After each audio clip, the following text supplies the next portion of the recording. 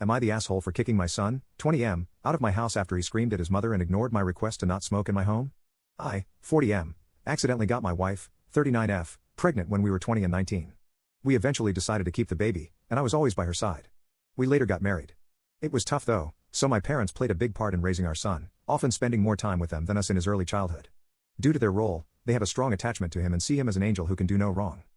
Now, my son, 20M, still lives with us. Shitty economy, me and my wife get it.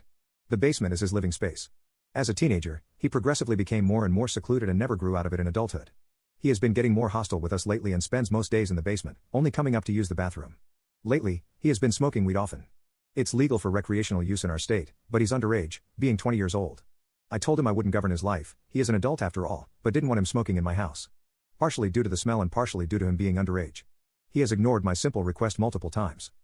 A little over a week ago, I told him I was done with his disrespect and that he was an adult now, not a baby.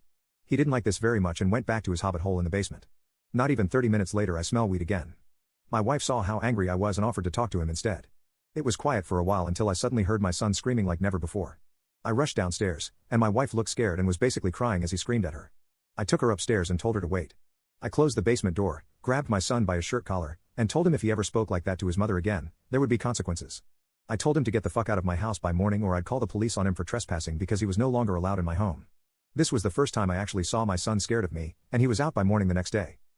Over this past week, I have gotten constant calls and texts from my parents, and even my aunts and uncles calling me abusive and a horrible father. I hate to say it, but I had to block my parents because of how much spam I was getting from them. Apparently, from how they were talking, my son is living with them now, and they say they will treat him right like I never could. I have always been very lenient with my son, and I've always thought very progressively, but this was the last straw. I don't think I'm the asshole, but maybe I am and I'm just ignorant. So Reddit, am I the asshole?